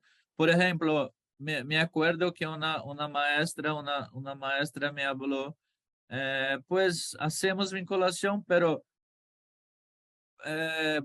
tenemos límites, ¿no? Por ejemplo, los límites de las disciplinas, de los tiempos de las disciplinas, porque las fiestas, los rituales, las ceremonias, las cosas en las comunidades pasan por todos los días, no sábado, domingo, no son los mismos tiempos de la universidad, ¿no? Y nosotros tenemos tiempos en la universidad, entonces teníamos como los viernes para hacer vinculación comunitaria, pero a los sábados no logramos hacer vinculación comunitaria. Entonces tenemos límites de la propia dinámica institucional, ¿no? Y pues me parece, me pareció tus proyectos, tus experiencias muy, ¿no? Muy exitosos, ¿no? Muy interesantes. Pero yo entiendo que entonces, como Diana estaba hablando, ¿no? Hay la noción general de vinculación comunitaria para todas las universidades interculturales, pero depende mucho de lo maestro y de la maestra, ¿no? ¿Verdad? Mi primer duda es un poquito en este sentido, ¿no? Pues conocí el trabajo de Nancy, ¿no? El libro, ¿no? Que han hecho, me encantó, me gustó mucho los proyectos que ha leído en el libro también, que para mí tiene que ver también con vinculación, ¿no? Entonces, una primera duda es un poquito en este sentido, ¿no? ¿Hay algún esfuerzo, un proceso de sistematización de las interculturales o mismo en la intercultural de Puebla para se crear procesos institucionales y se reflexionar mismo sobre la necesidad de una transformación institucional para se tener cada vez más vinculaciones comunitarias más exitosas, como me parece que usted logra muy bien hacer eso, ¿no? Pero yo pienso, pues quizás otro maestro, otra maestra haga de otra manera, ¿no? Entonces, un primer duda para mí sería un poquito, porque nosotros tenemos acá en Brasil, ¿no? Reflexionamos y intenta. Estoy hablando de un curso de una universidad también, ¿no? Pero es un gran desafío para nosotros, ¿no? Cómo hacer efectivamente un proceso profundo, ¿no? Desde el punto de vista epistemológico y político de vinculación comunitaria dentro de una institución, pues en nuestro caso, ¿no? Que tenemos muchos límites de tiempos, de burocracias, horribles burocracias, procedimientos, ¿no? Son tiempos distintos, ¿no? La comunidad y la institución, por ejemplo, ¿no? Y la otra duda también tiene mucho que ver con, quizás con nuestra experiencia acá, ¿no? Porque nuestros procesos de vinculación tienen en alguna medida muy importante que pasan por los maestros y las maestras, por las escuelas, ¿no? Entonces, pues los productos, lo que generamos en nuestras investigaciones son como vídeos o talleres o libros o audiovisuales. Hay un plan para que estos materiales sean los materiales de las escuelas, ¿no? Para que entonces, como usted ha comentado, ¿no? De una manera muy importante, ¿no? Interesante, ¿no? Pues que se construyan entonces otras narrativas, ¿no? Otras perspectivas desde los conocimientos locales, ¿no? Para nosotros las escuelas son espacios importantes en eso, ¿no? Es un poquito como Mariana estaba hablando de los museos, ¿no? Hay un proceso por acá, una tentativa, ¿no? De desmontar las escuelas coloniales, ¿no? Que imponen los conocimientos desde afuera, descontextualizados, las narrativas de las poblaciones no indígenas, para escuelas que tengan como bases los materiales que, por ejemplo, ustedes producen en sus procesos de vinculación comunitaria, ¿no? Pues entonces son dos comentarios, dudas, ¿no? Y muchísimas gracias, ¿no? Por compartir tu importante y hermosa experiencia, ¿no? Muchas gracias, sí, por por el comentario. Y bueno, creo que esas dudas nos acompañan todo el tiempo. Es bien complicado, en primer lugar, que vayamos caminando con la parte administrativa, porque ese es uno de los grandes retos que tenemos y por eso también cuando iniciaba mi exposición les comentaba que pues parto de la experiencia también de las universidades que el Estado mexicano ha creado, o sea, de las interculturales, ¿no? Porque hay otras experiencias en Oaxaca, en Puebla, que van caminando por otro lado y que yo no conozco tan a fondo, algunas más que otras, pero bueno, sí tenemos el problema de pronto de la administración de los recursos, del tiempo y del mismo proceso de la universidad. O sea, que incluso de colegas que llegan, y es uno de los problemas que yo he visto mucho, que llegan ingenieros que traen la idea, ¿no? Pues yo así fui formado, pedagogos, así fui formado, y eso es lo que vengo a enseñar, y choca mucho. Por eso creo que un punto importante es que también el trabajo sea interdisciplinario siempre y que hagamos siempre esos esfuerzos para que, o sea, para que de alguna u otra manera vayamos como logrando caminar en proyectos que podamos ir combinando el trabajo que se ha hecho de muchos años por parte de antropólogos y sociólogos también, que ha sido ya cruzado por esta experiencia de 15, 16 años, 17 años para algunos más, otros menos, de trabajo en las universidades interculturales.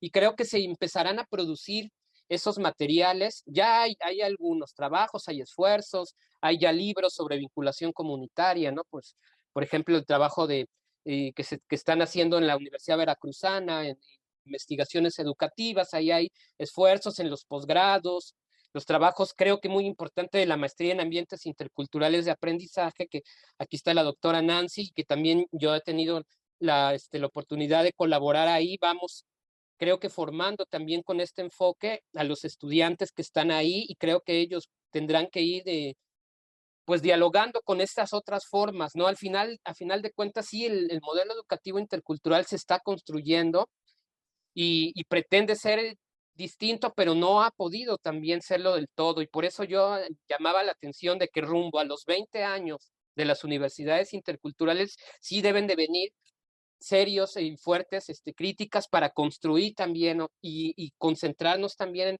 en la producción de materiales, también de investigación, de académicos, de vinculación comunitaria, que son importantísimos y que tendrán que ser también legado para las generaciones que vengan. Y si se fundan más universidades interculturales, que vayan caminando por ahí también, ¿no? Porque de repente veo que algunas pues están más cerca de repente de las prácticas del indigenismo de los años 60 y 70, de repente también los hay, ¿no? Ahí es cuando tenemos que encontrarnos en estos foros que debe, ahora sí que las instituciones que coordinan a las universidades interculturales deben plantear con frecuencia, y que deben abrirse siempre a la crítica. Ese es un punto importante. Sí deben de ser para abrirse a la crítica, para conocer diferentes posicionamientos y no solamente para esperar los bonitos resultados, porque estamos en zonas de conflictos, como lo decía,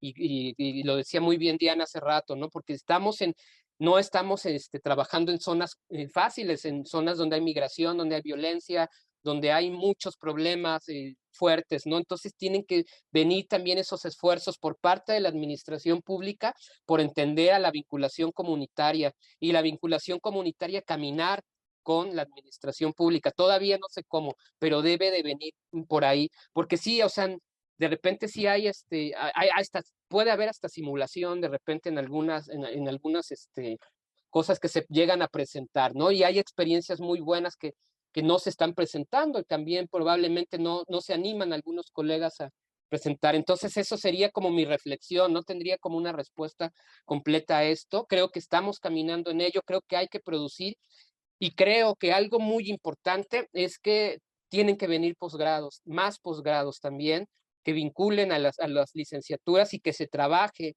en que esos posgrados se vaya también produciendo lo que se está trabajando dentro de la vinculación comunitaria. Ya los hay, ¿no? No quiero decir que no los hay, pero siguen siendo muy pocos, ¿no? Siguen siendo pocos. Y desde las universidades, aunque también ya hay los esfuerzos de la Veracruzana, de la Universidad Iberoamericana y muchas otras por incluir el enfoque intercultural, tiene que venir también una interculturalidad crítica para que acompañe a estos procesos, ¿no? Entonces, serán esfuerzos.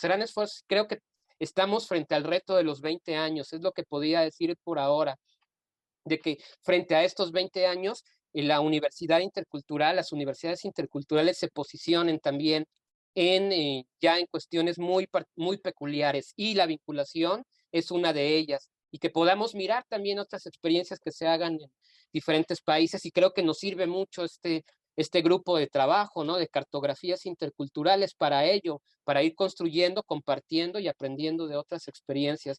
Pues gracias por el comentario, y pues creo que esta conversación la tendríamos que retomar más adelante también, ¿no? En un momento después de las experiencias de vinculación que tengamos ahora, volverlas a discutir.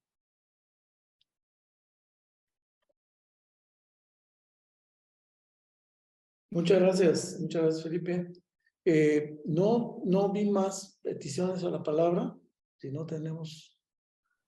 Yo, sin levantar la mano, si puedo por ahí. Brevemente, nada más sí agradecer, doctor Felipe, por la intervención. Fíjese cómo a veces ni siquiera aquí mismo al interior de la universidad conocemos todo lo que se está haciendo en nuestra sede, ¿no? Que está aquí, somos la misma universidad y no tenemos el panorama tan complejo de lo que se está haciendo allá. Entonces, pues muchas gracias por eso, y también como sumando un poco lo que ya han comentado anteriormente en relación con este trabajo, con esto que se ha estado dando en los espacios, tanto desde las artes o desde el teatro, pero también desde los espacios arqueológicos o museográficos.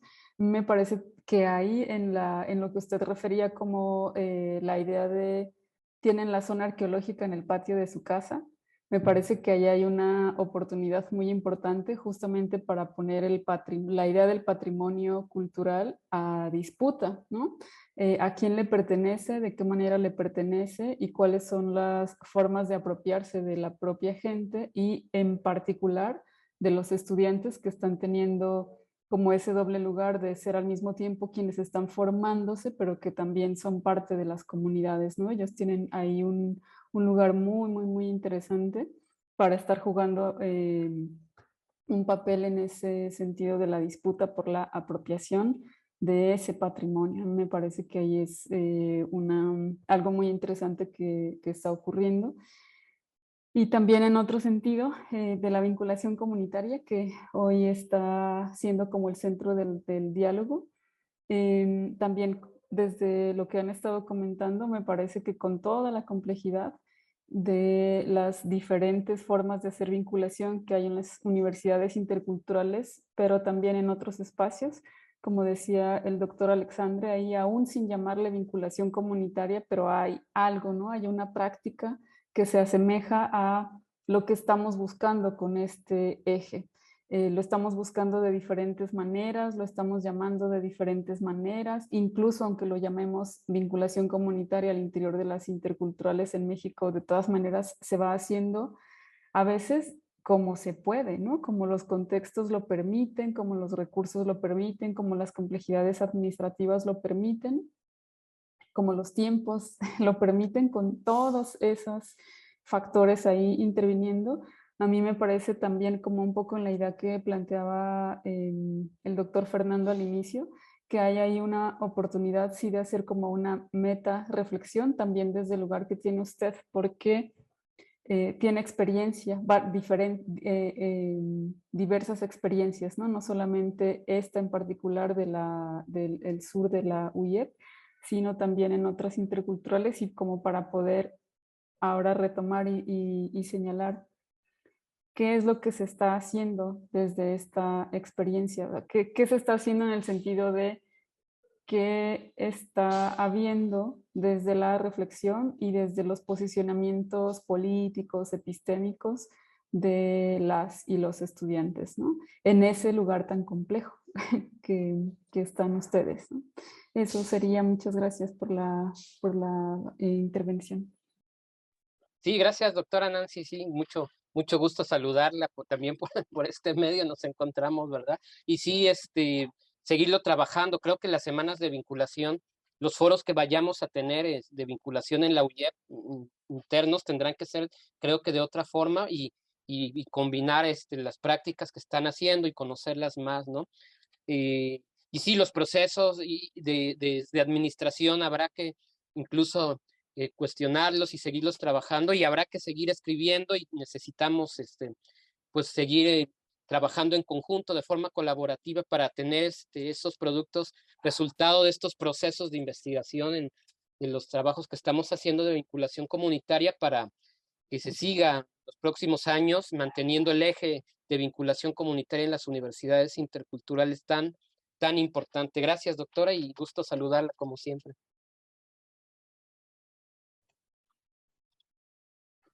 Muy bien, muy bien. Diana. Sí, Adelante. sí. Nada más para ser complementaria a la duda que que nos presentó el doctor Alexandre, respecto a si hay un programa ya de vinculación comunitaria, ¿no? En México. Bueno, tal así como un programa, pues probablemente no lo hay porque creo que estaría en contra de la interculturalidad, ¿no? Lo que sí tenemos son objetivos específicos que están en las políticas, digamos, ¿no? A lo mejor yo el que encontré más específico respecto a vinculación comunitaria es el programa especial de educación intercultural 2014-2018. En ese programa sí aborda un poquito más de los objetivos, digamos, de cómo tendría que ser esta vinculación comunitaria, aunque ya en la práctica, dentro de las instituciones, dentro de las universidades, pues se da apertura a la propia universidad a que pueda hacer como uso de este concepto y lo adecue al contexto que está viviendo, ¿no? Y por eso es que hay esta diversidad. Pero creo que ese es el propósito, que exista esa diversidad para mantener esa interculturalidad, ¿no? Para mantener pues esas distintas visiones que hay, digamos, en específico vinculación comunitaria, ¿no? Pero bueno, nada más como complementario. Sí, gracias. Sí, sí, cierto, sí, falta mucho por explorar y ya hay también esfuerzo. Ahora la SEP también maneja lo de la interculturalidad y la vinculación, entonces, pues bueno, a seguirlo trabajando. Gracias de nuevo, Diana. Muy bien. Muy bien, hemos llegado a las 2 horas, digamos, asignadas, ¿no? Al uso de la plataforma. Podríamos continuar si gustan, si hay más comentarios, preguntas.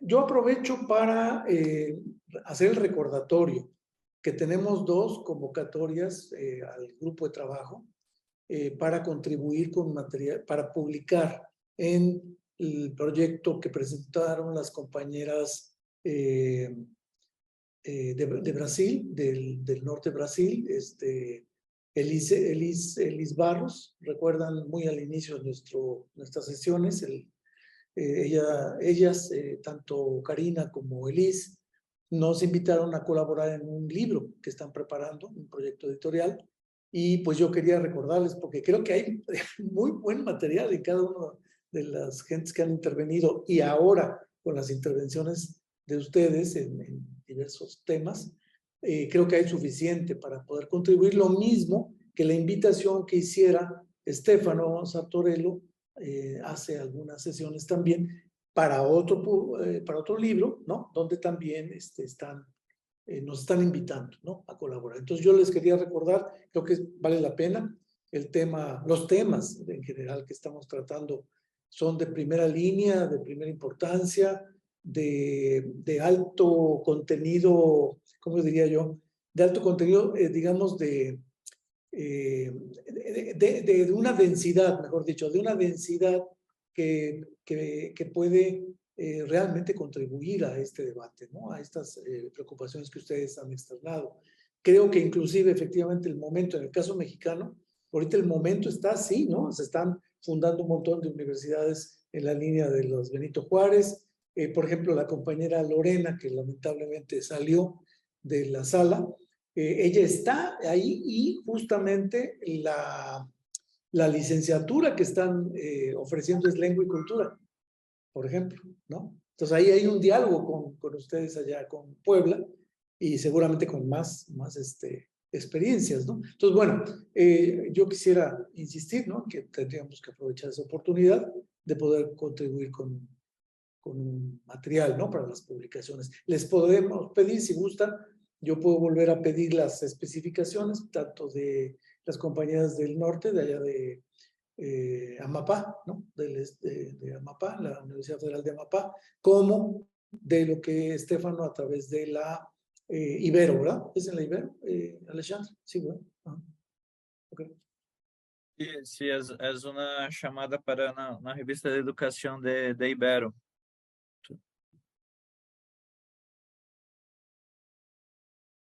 Bueno, colegas, pues creo que fue muy productiva nuestra reunión.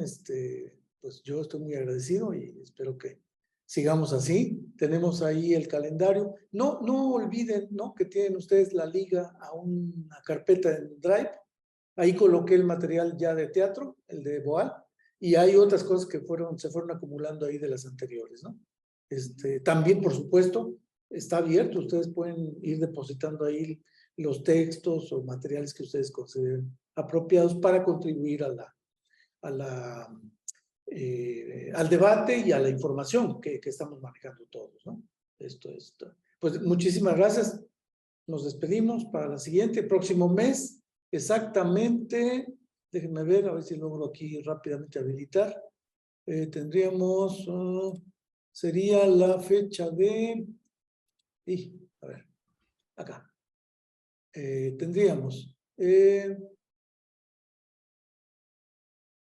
Tendríamos la próxima reunión el día 30 de septiembre, que es igual, viernes, sexta-feira, en el mismo horario, y vamos a tener la participación de Antonio Carrillo Avelar, de la UNAM, sí, UNAM, con el tema la investigación y la gestión curricular como estrategia de intervención para la descolonización de escuelas interculturales en el estado de Oaxaca.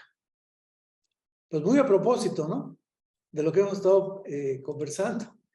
Muy a propósito, ahí hay un debate, se va a presentar muy bueno esto, ¿no?, el debate con Antonio y con la situación en Oaxaca, que es pujante, ¿no? Oaxaca ahorita está así rebosante, ¿no?, de proyectos, acciones, ¿no?, de carácter político y educativo, ¿no?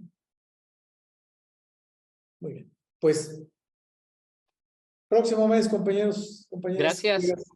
Gracias a ustedes. Saludos. Buenas tardes, buenas noches, compañeros. Muchas gracias. Boa noite.